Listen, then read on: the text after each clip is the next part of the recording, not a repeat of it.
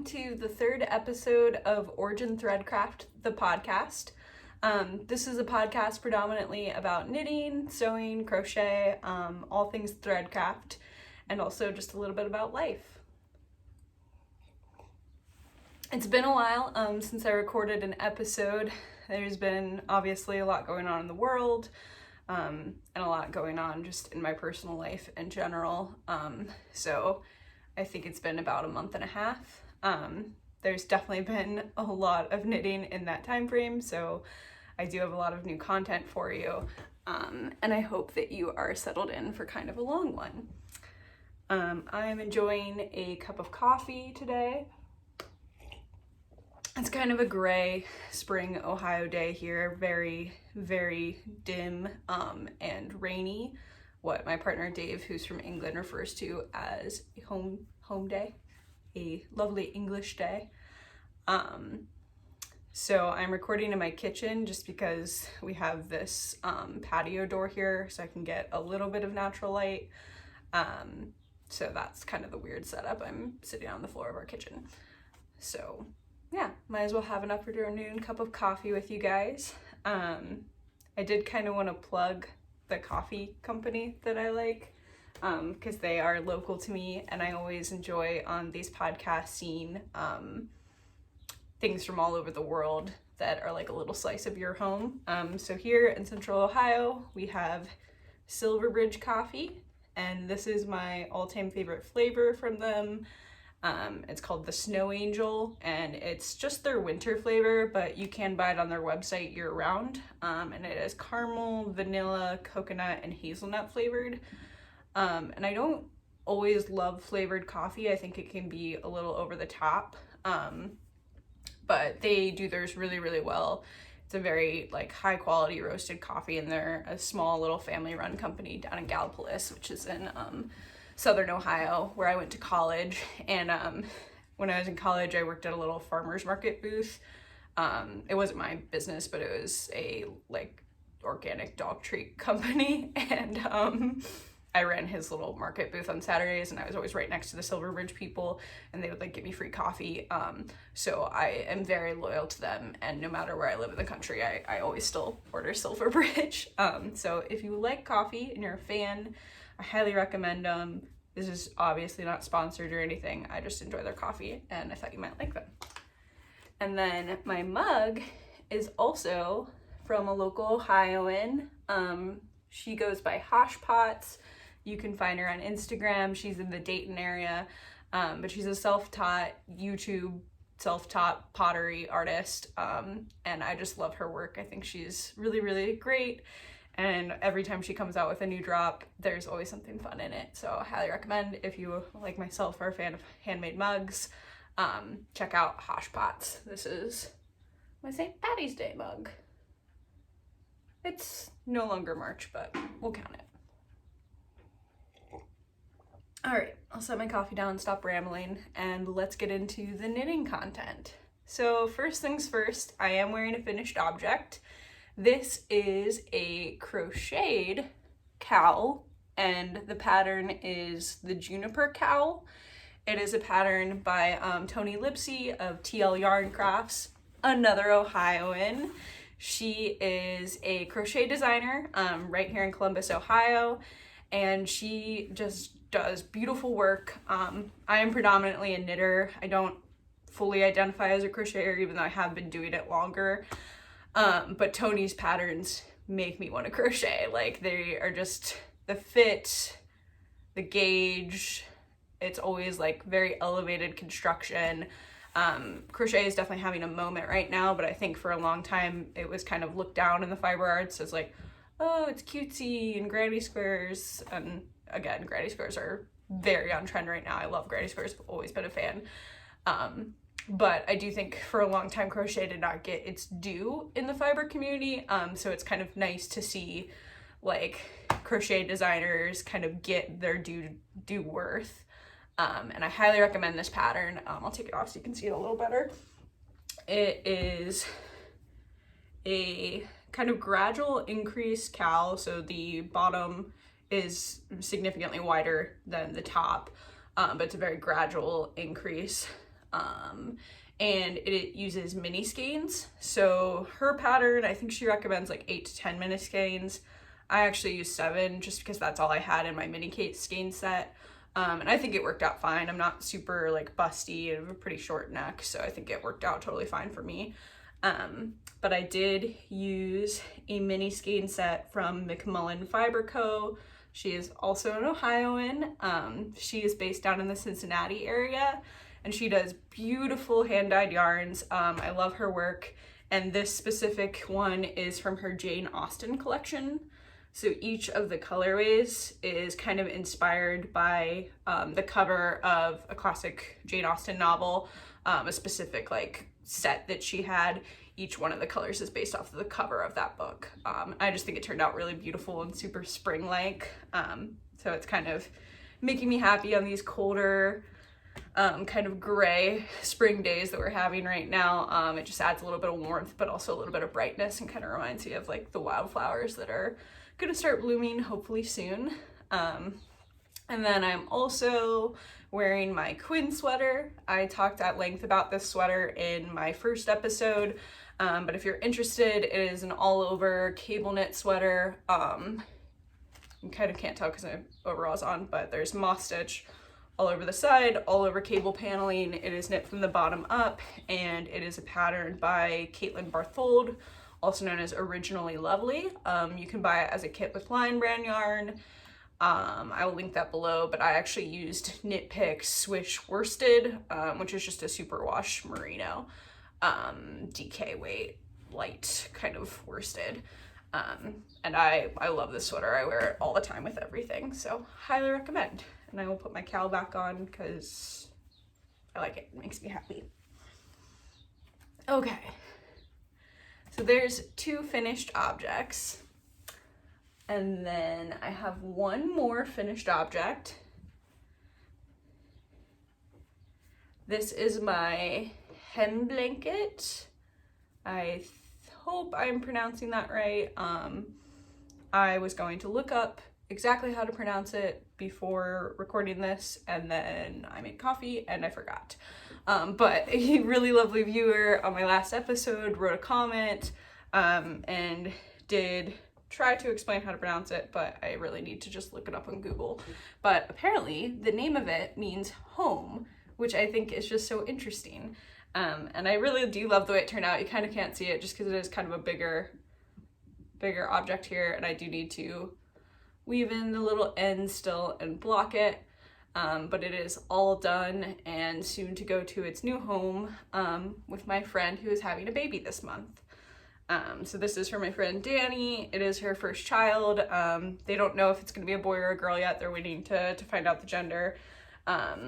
So they kind of wanted something that could go for either and was kind of fun and modern, but also traditional. And I just love this motif. I think it's a really traditional kind of baby blanket dainty motif, but then in this kind of fun tie-dye blue and orange color combo. I think it just turned out really fun. And to knit this, I used Allegheny Fiber Arts, which is a indie dyer in Pennsylvania. And it's the color Desert Oasis. I will link her web shop below. I don't think she has anything available right now. But I did really enjoy knitting with her yarn. I think it turned out beautifully. And it's a superwash merino bamboo nylon mix. So it can be machine washable, just laid flat to dry. And Danny's very knitworthy, so I think she can be trusted to take care of it. But I am probably going to include like a mesh laundry bag with it, a little bit of wool wash, and just kind of like some care instructions. But I'm really excited about that and to finish that up and block it and get it to her because her due date is coming in hot. And then debating whether to show you the whip that I'm proud of or the whip I'm not so proud of. I think I'll show you the one I'm not so proud of. I have all my stuff like laid out on like the kitchen chairs here and just beyond the frame, so that's what that's all about. So let's talk about it. This is my soon to be frogged Soldotna, and I feel like the camera is doing it a bit of a disservice because it's actually making it look a lot better than it is. I have had a bit of a negative experience with this project, and it has nothing to do with the pattern. The pattern is beautiful. I could see myself knitting it multiple times. I love to look on Ravelry and see people's finished products for it. It is one of my make nines. I'm excited to make it. But I've just had a really hard time finding a color combination that I actually enjoy. And this is my second time knitting almost the entirety of this yoke. And you can kind of tell, but basically I have two colors, this like light lavender and this like deeper bone color, that like a light gray that's just getting washed out in the background.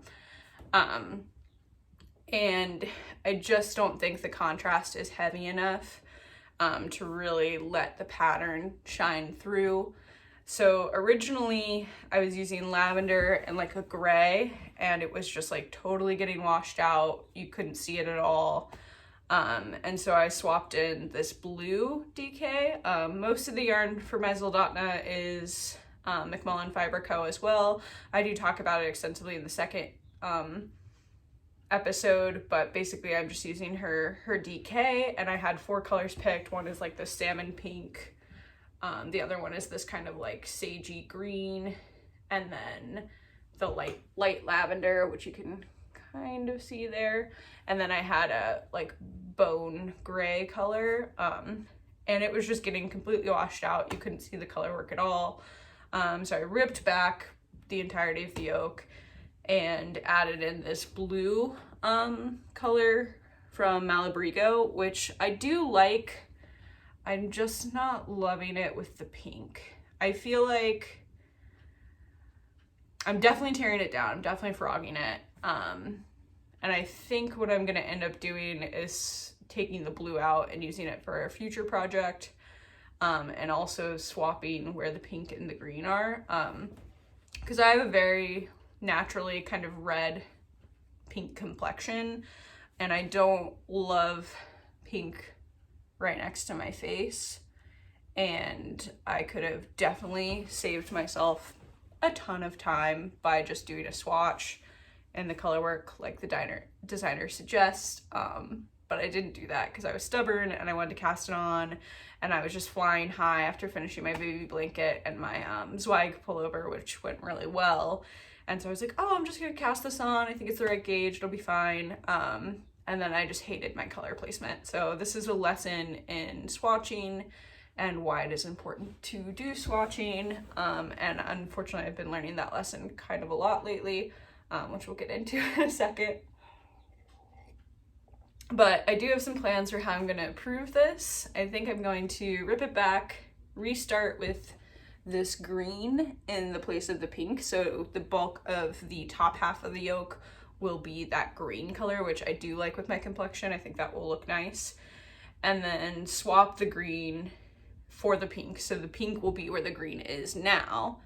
And then in her original sample, the main body colors are very similar in shade. So I have a lot of yarn left over from my Zweig pullover, which was also knit with McMullen Fiber Co. And this is the copper color. And it is a fingering weight, but I have a lot left over. So I think what I'm gonna do is hold it double to do the color play in place of where the blue is now, because that's also the one that uses the least yardage in the sweater. So I think I should have enough. I have like 2 cakes of this left. So I think holding it double, I should have enough to do kind of that, what's meant to be a low contrast color work portion. And then I'm gonna I'm gonna use for another project, the lavender and bone color. And in the place of that lighter contrast, I'm gonna use my leftover Red Rock Canyon skein, which is kind of a lightly variegated, speckled, just all over color yarn. That's also left over from my Zweig pullover. I'm gonna use those in place of that purple and white. and just see if that kind of ups my contrast. And I think it will still go. This still goes fine with the pink and the green. It looks almost like intentional because it's all from the same collection. So it's going to totally change the vibe of that sweater. And hopefully not make it too similar to my Zweig. I don't think it will. I think it'll still be like mainly green, so it will be a different sweater. But that's kind of my plan as of right now. I'm just gonna resituate so I have like a little bit more back support here. Okay, we're back. I have a little bit more back support here. I'm like leaning against our like kitchen chest here just again so I could have like a little bit of light. We don't have a ton of great light sources in my house, and I record on my phone, so lighting is important, especially talking about knitwear. So I'm like sitting on my kitchen floor next to this big patio window, so hopefully that's okay, and hopefully the sound's kind of okay. So that is my failed Soldotna. Again, it's a lesson in swatching. I could have saved myself a ton of time and heartache by just doing a colorwork swatch, and I am going to do that after I pull it down because I don't want to reknit that entire yoke a third time. So that is that. Next work in progress, and this I cast on right after my failed Soldotna. Well, actually, no, I made the Juniper cowl right after that. So I made this right after my failed Soldotna. I made it in like less than a week. I was so into the pattern, and I just really needed a win. And this was part of my Make 9 as well, and it felt good to kind of check it off my list, and I've really enjoyed wearing it. So blessing in disguise there. And then right after the Juniper cowl, I wanted to knock out another small project, again, just so I could like check off a win in my category. So I started knitting the Curio socks by Andrea Bowery, Drea Radiate Knits. This pattern was her knit along sock for this Thanksgiving. Every Thanksgiving she does a knit along challenge where over the long weekend, like I think it's that Wednesday through that Sunday, they all knit a sock pattern together, and the challenge is to finish it. And I had every intention of doing that this year, but one, I've never knit socks before, so this is not like a easy comfort project for me. It's something that I had to learn the skill set for. And two, my entire family, well, not my parents, who my partner and I stay with right now since we've moved back to Ohio, both had coronavirus around Thanksgiving, and they were actually really sick. They're fine now, they're totally good, but my dad was in the hospital and my mom was heavily dehydrated, and Dave and I were basically playing the caretaker role of getting everything, everyone to their various appointments and playing nursemaid and doing all the grocery shopping and making sure everybody like had good food to help them feel better and everything. So it was just kind of chaotic, and so I did not do the Curio challenge, but I did put it on my Make 9 because let me just take a sip of coffee. I really enjoyed this pattern. I thought it was beautiful when she came out with it, just like a totally unique construction. And I actually am doing the reversed version. So she gave you two versions with the pattern. There's one where the main side is stockinette, and the second bonus version where the main side is reverse stockinette. And that is the version that I ended up doing. And I've finished the first one, and I am working on the body of the second one. The yarn that I'm using is Pretty Deep Stash. This is, let's see here, Plymouth Yarn Zeno, and it is a 75% superwash wool, 25% nylon, made in Italy. And I really don't know anything about this yarn other than I've had it since at least high school, if not middle school. So this I've probably had in my like little plastic stash bin since like 2005. I don't know. And like I said, I'd never knit socks before. So this was like a totally new experience for me. So I didn't want to like go out and buy yarn, and also I wanted to use what I had. And I think it's really, really pretty. It's this kind of like ombre gradient from red to yellow to blue. And the way that it slowly shifts in the pattern, I just think turned out really, really nice. And this one is looking like you knit it inside out. So this is what it will actually look like. The second one's turning out to have more blue in it, just from the way the color shifts. So I think they'll be a really interesting pair together. And then the light neutral kind of just natural white is a Deborah Norville Serenity sock weight yarn, in the soft white color. And again, this I stole from my mom's stash, and she's had it, I mean, who knows, it could be 20, 30 years. But this is some deep dash sock yarn, and I love the way it's turning out. I am using a 40-inch Chiagu circular sock needle. I believe this one is US 1.5. Yes, this is US 1.5 for the body. I did recently get these sock needles because I'd heard just amazing things about the Chiagus in particular. That's what Andrea Bowery recommends. That's her favorite needle. And I've just heard multiple people go on and on about the cord. And I've just recently gotten into metal needles. I always used wood prior to this, so I figured if I'm going to be knitting socks more, might as well invest in some good needles. So I did get these with the 40-inch cord, which is perfect for like magic loop. And then also if I want to knit like some lace weight shawls down the line, this would be a big enough cord for it. So that's why I went with the 40-inch. And I do really like them. The cord is fantastic. It lives up to the hype. I will say though, comparing the stainless steel tips to my Licky Cipro ones, which are copper, I actually like the copper more. I do think they're smoother. They have less of a like scratchy sound, if that makes sense. It might not make sense. But I do like them. Great sock needles, highly recommend. But I'm feeling no regrets about my Cipra needle purchase. I'll have to like put out a review about those. I've had a few people in the comments saying that they found my first podcast video because I was talking about those needles. And I think they are worthy of a review video in their own right. So maybe be on the lookout for that. But yeah, that is the Curio sock, and I will link it below. And hopefully next time I will have a full pair to show you.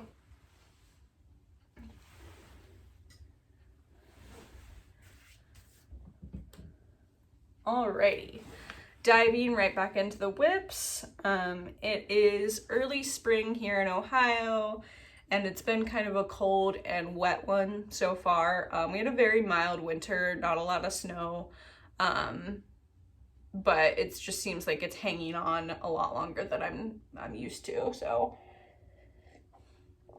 I am still very much in the winter knits and winter knitwear phase, but I'm also kind of thinking about spring, and it seems like everybody's getting a little bit excited about it and pulling out all their cotton tanks and t-shirts and stuff. And I don't really have a lot of summer knitwear because I haven't been a garment knitter prior to this year. I'm still learning and kind of figuring out what I like to make.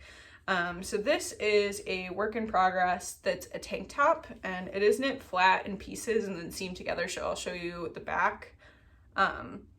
This is the leaf tank by the Knit Stitch, and it is her classic kind of leaf motif. She has multiple patterns in this, multiple sweaters and tank tops and t-shirts available. But this is the tank version, and this is the back. And then the front is two panels, one like that, one like that, and then they'll be seamed along the sides, and then the front will have buttons. And so it'll be kind of like a button-up tank top. And I have finished both the pieces, obviously. I actually finished them at the end of last summer, and blocked them, and then just have not seamed it together and actually finished it off yet. So I need to go to Joann Fabrics and like get some buttons for it. I want to get those really like shell buttons, like the smaller ones that you'll see on a lot of like kind of ethereal summer wear. That's what I want to finish it off with, and then seam it up. And then that is going to be my entry for the Thank You Next Cal, which is a knit along currently going on. I think it's running through the end of June, but I'll have to double check that. And it's hosted by Stacy of the Stress Knits podcast. And if you don't know her channel, you should go check her out because she's really great and she's a prolific knitter. She's always knitting very cool stuff. And she is currently running a tank top knit along. You can knit any tank top pattern, and that's through the end of June. And that is going to be my entry for that.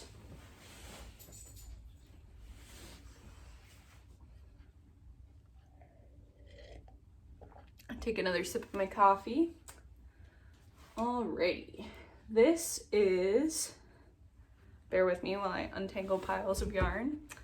This is my final work in progress at the moment, and you're gonna recognize it instantly as soon as I hold it up. So this is my wool and honey sweater. And if you're not familiar with this pattern, it is also a pattern by Andrea Mallory of Dreyer a Day Knits, and it is just this stunning yoked honeycomb pattern sweater. And I am about halfway done. Well, probably 3/4 of the way done actually. I just split for the sleeves. I'm about an inch past the split for the sleeves into the body. So I have about 6 more inches or so of body, and then hem, and then I will go back and knit the sleeves. But because of the way that this yoke cuts down kind of low on the body, there's really not much of sleeves to be knit at the end. Maybe like 3 or 4 inches for each one. So I do think I'll have this done by the end of the week. And it's been a very, very quick knit for me just because I've been so in love with it. This is, let's see here, what to say about it. So I am knitting it with the recommended yarn, which is Brooklyn Tweed Loft, which is not a yarn that I've used before. I did have a full skein of it, but I don't know, I didn't bring it out here, but I didn't.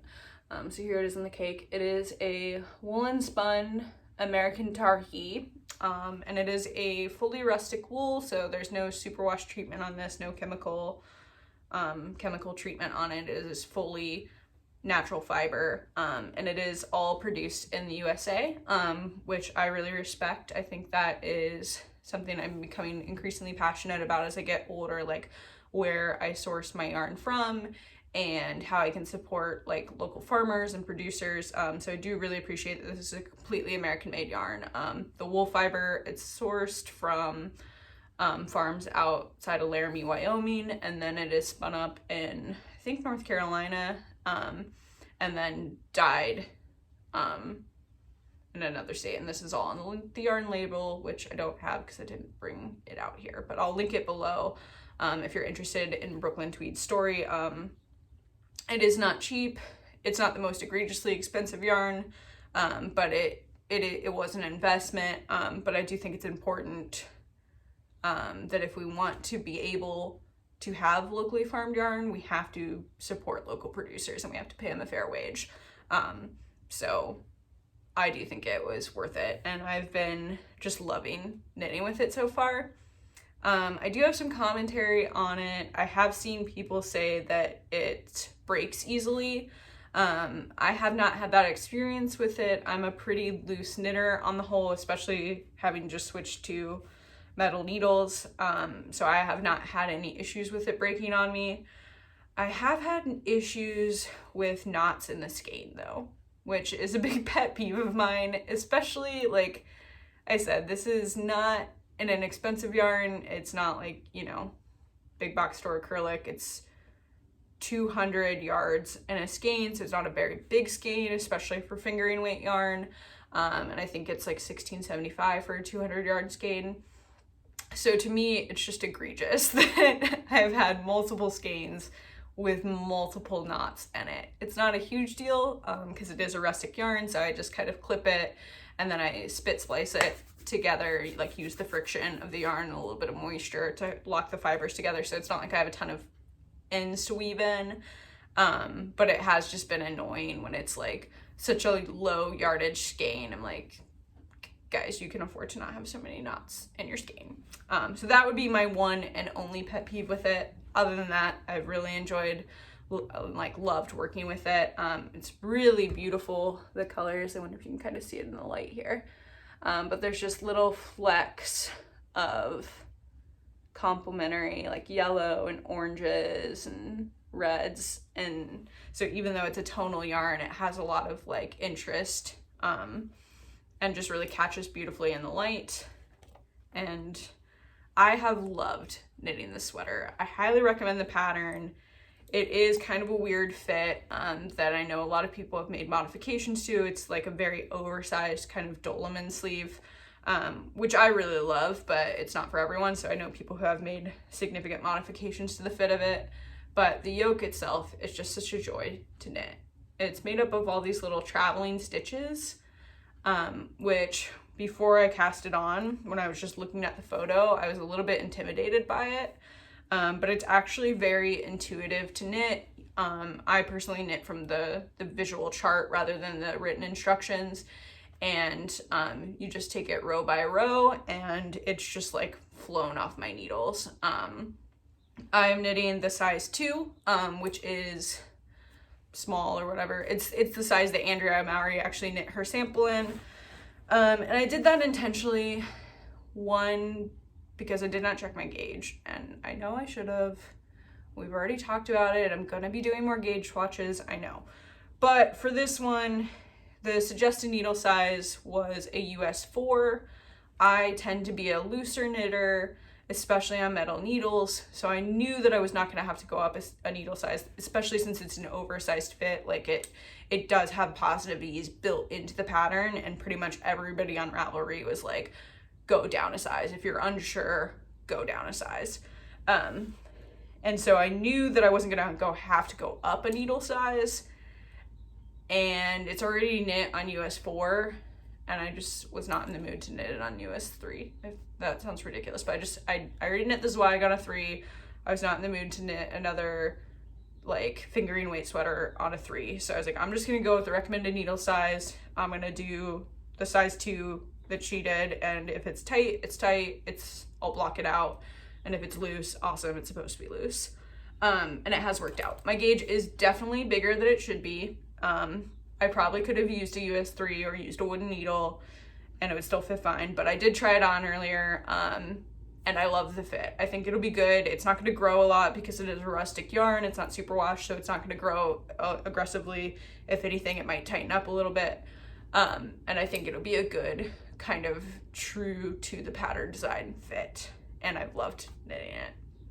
I literally started this like a week and a half ago, and it's just flown off my needles, and I have a full-time job, so I'm not like sitting at home all day knitting, but pretty much just every waking moment that I could be working on this sweater, I've wanted to work on this sweater because it is that fun to knit.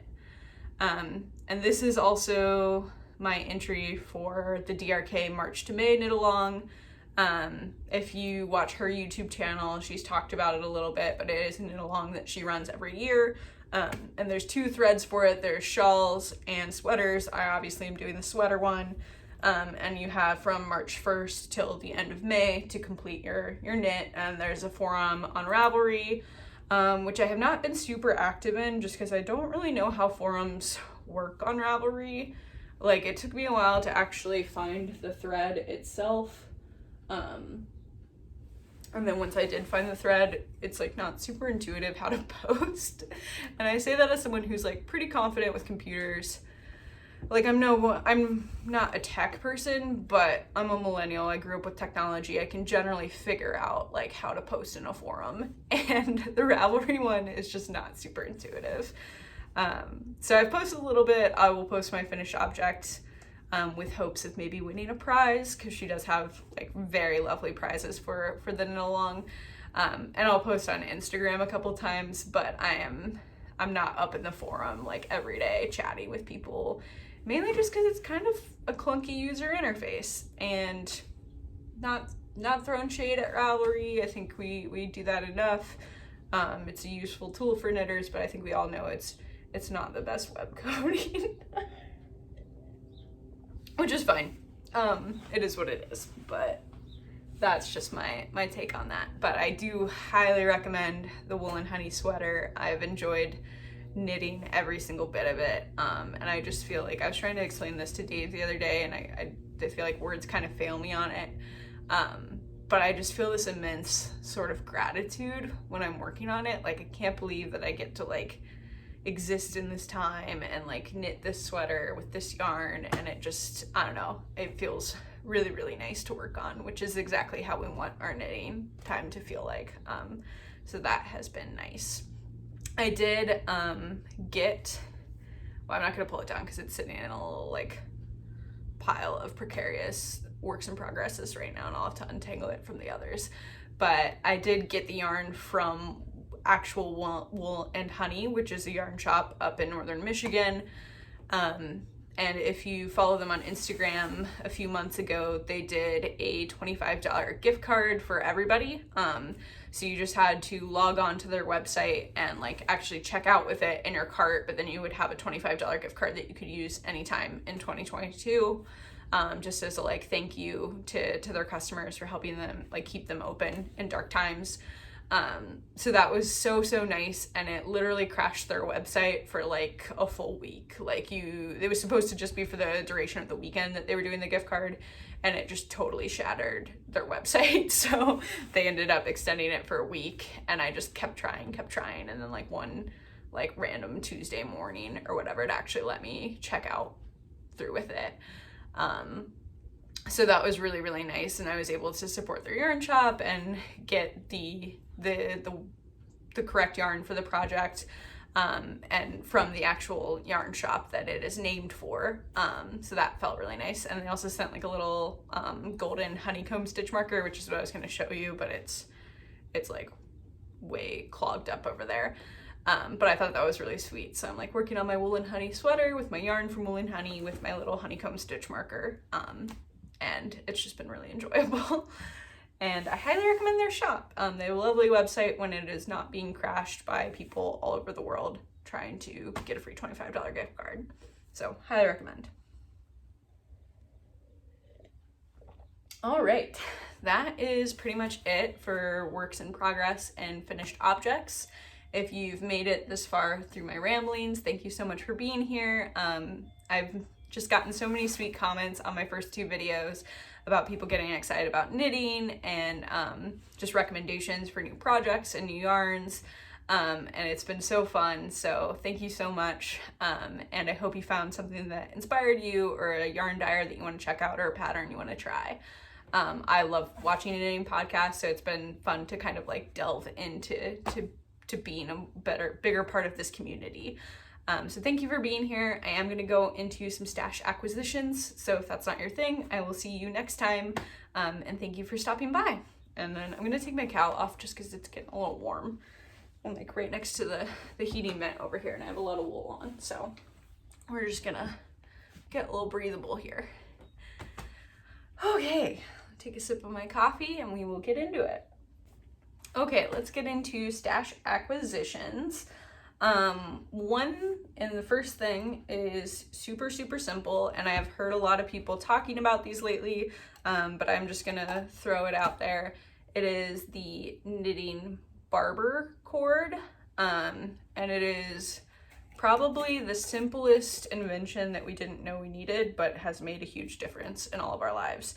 And it's literally just silicone cord, nothing special, but you pop it onto the ends of your needles. I was gonna grab my needle, but it's again in the tower of tangled whips. So you just pop each end onto the side of your needles, slide your stitches over, and then you can try on your sweater in progress. So currently working on multiple top-down yoke sweaters. this has been a real lifesaver, and I do recommend it. You can probably get one from your local yarn store. I bought mine from a shop on Etsy. I cannot remember the name of the shop, so I will link it below. It's the same place I bought my Chiago knitting needles from for my socks, and it's phenomenal. So that is the knitting Barber cord. It just comes in a super basic little tin. And you get 3 cords, 2 that are appropriate kind of for like a sleeve circumference, and then 1 larger one that's appropriate for like a full body of a sweater. And I've been using them endlessly.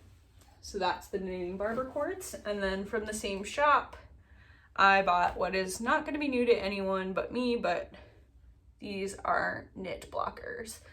And specifically, this is the Knitter's Pride knit blockers from their Mindful collections. They're this kind of like teal blue.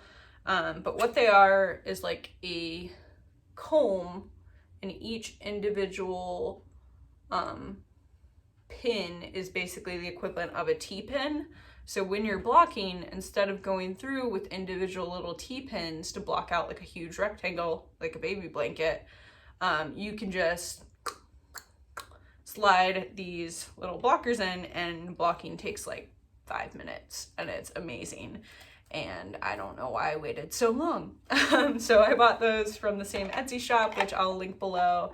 Knitter's Pride is the brand, but if you've been waiting to take the plunge, that was like one of the best things I could do for my knitting life, which is make blocking like an easier task. So I highly recommend these, and we'll get the lid back on them later. And then I love sharing books on the podcast. I'm kind of working on building up my knitting library. So each episode I try to share an interesting book that I've acquired. And this time I have 2. And I'm sure you have seen both of them, but I'll just share them anyway. So the first one is not really a book. It is a Pom Pom magazine issue. It is the Winter 2020 issue. And it is the one that features this Fox Thoughts pullover. And also there is a cardigan version as well. And I just love this sweater. This sweater lives rent-free in my mind.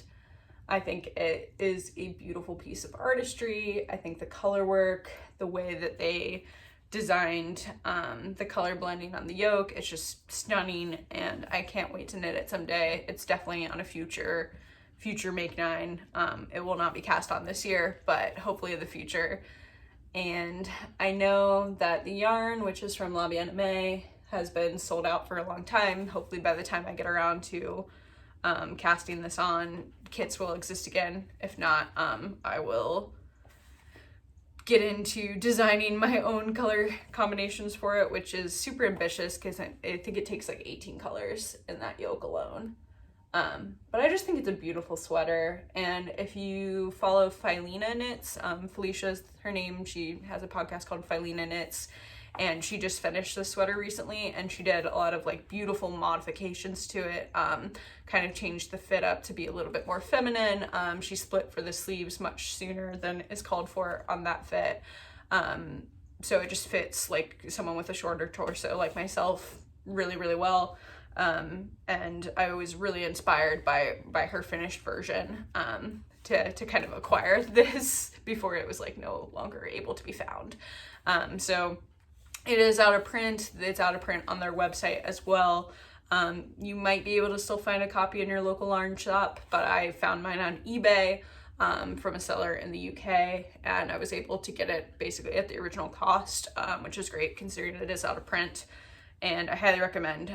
There's not a lot of other projects in this particular issue that I would see myself knitting, but it is a fun read just for the articles, and this sweater alone I was willing to acquire it before. So that is the Pom Pom Quarterly Winter 2020 issue and the Fox Thoughts sweater.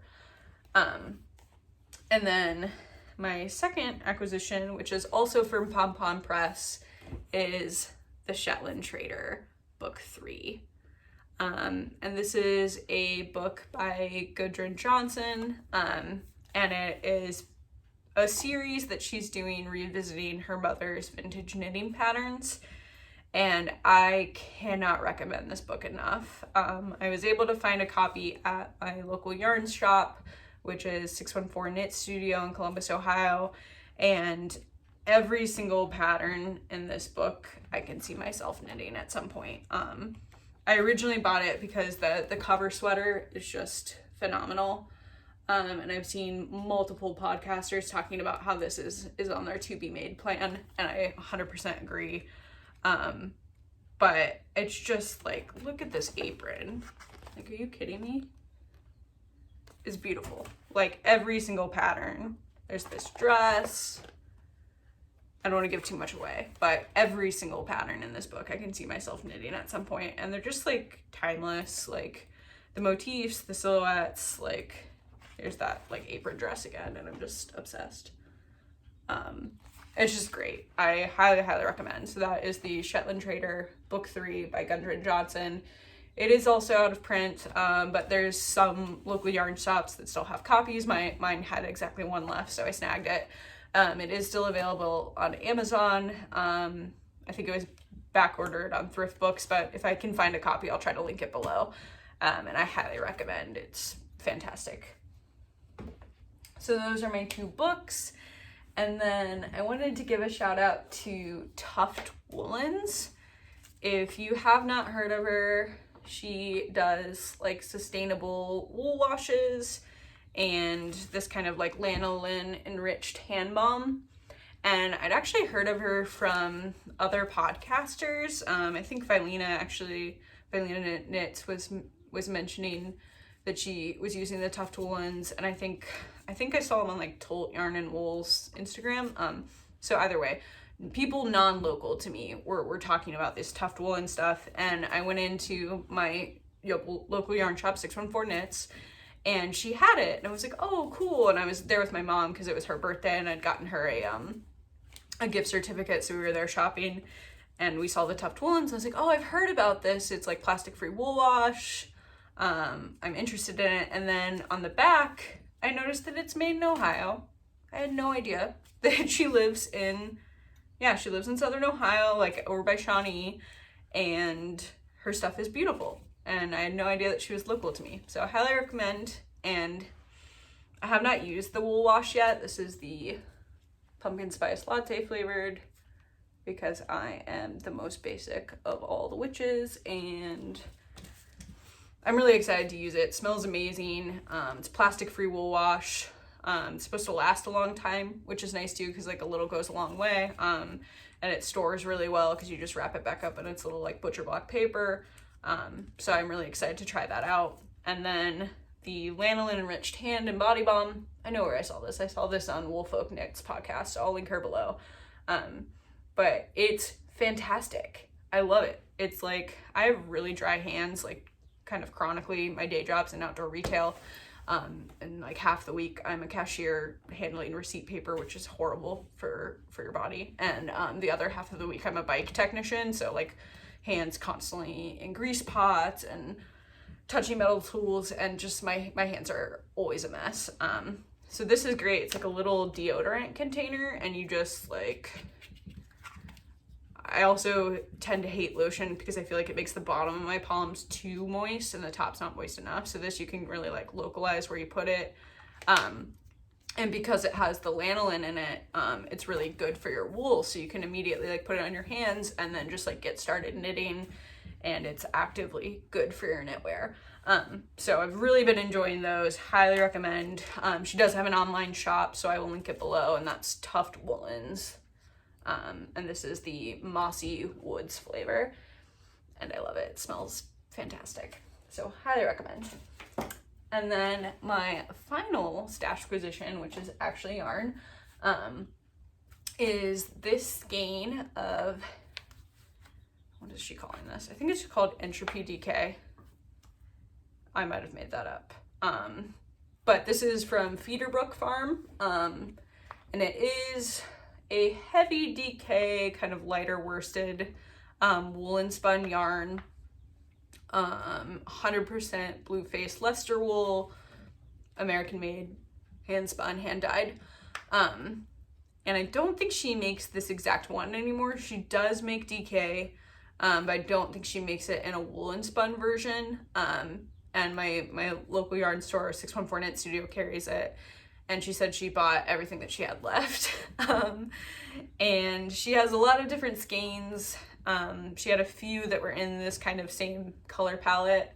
And so I'm building the yarn for my Ghost Horses pullover by Caitlin Hunter of Boylan Knitworks. I'll put a photo, which is on my Make 9, and it is one of my few Make 9s that I still have to buy the yarn for.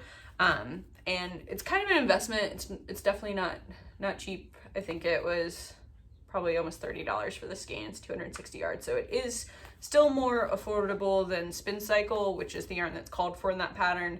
But I'm just kind of buying it one skein at a time. So when I go back to that shop in April to spend my birthday discount, she gives you a discount the month of your birthday, I will pick up hopefully 2 more skeins that kind of match this one, and that will be the yoke colors for my Ghost Horses pullover.